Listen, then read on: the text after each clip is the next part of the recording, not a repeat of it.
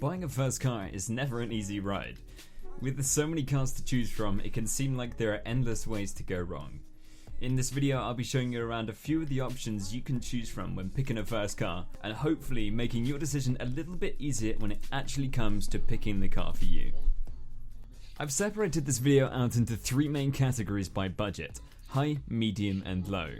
High budget is around 10 grand and up, whilst medium is 2 to 5 and low is around 1k. This video is going to be solely based around cars from the UK too, so expect a lot of hatchbacks and low capacity engines. Buying your first car is always a crazy experience. It's always good fun, a little bit nerve-wracking, and when you get in that car for the first time and drive off with no one else in it, that feeling is awesome, so I look forward to that. So when you go to buy a first car, the main categories you're going to be looking for are cost, performance and looks. When it comes to cost, there's the running cost, there's the miles per gallon, and then there's the potential repairs that you'll have to pay on the vehicle. No matter how reliable a car is, there's probably going to be something you're going to have to fix, and different brands and different models tend to come with different cost points for the materials, for the repair costs. If you get it serviced at a dealer, if you do it yourself, it's all going to cost slightly different per car, so keep that in mind. So if you have a budget of 10k and up, I'd recommend cars such as the Fiesta ST, Mini One and Audi A1 as examples. These hatches have great interiors, great feel when driving and good safety ratings between them. Being new or almost new will mean your repair costs should be pretty minimal, and newer technology means a good mixture of performance and economy. Limiting factors you're probably going to come across is going to be cash to start off with. If you have a high-end unlimited budget, then you can really choose anything you fancy, and it's just down to what you think will be most comfortable for you to drive, for you to learn in, because you're going to make mistakes. Even if you passed your test and you've done a load of hours on with an instructor, you're still going to mess up, because driving in the real world is different than driving with an examiner, if you get what I'm saying, or driving with an instructor. If you do have a lot of money, I would recommend starting off with something that's front-wheel drive, that's a hatchback, and that has between, 70 and 120 horsepower. This is just a nice little first car bracket. If you have anywhere between 100 and 120 horsepower as a first car in a little hatchback, that's going to be good fun. No matter what people say, you can have fun with that. The best bang for your buck, I'd say you get around the medium budget level, between 2 and 5 grand when you're buying a first car.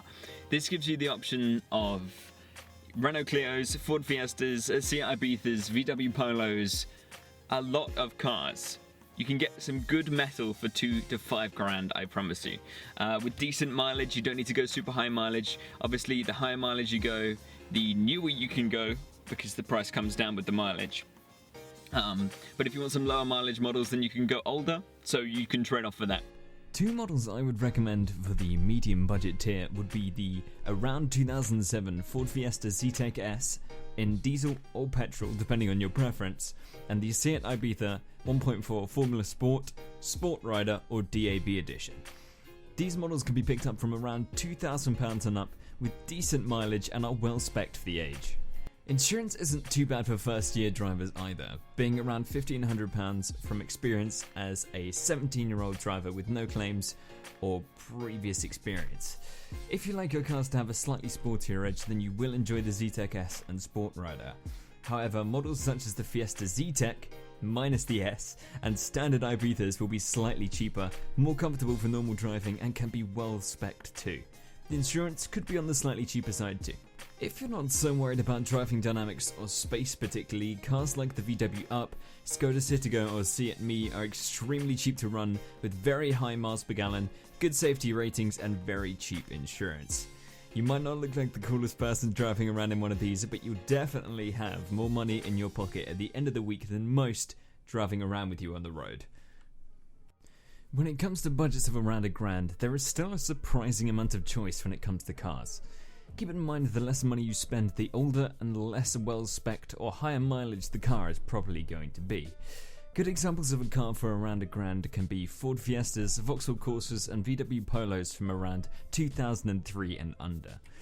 These cars tend to have a minimum of 50,000 miles on them, but parts are pretty damn cheap and widely available in the UK.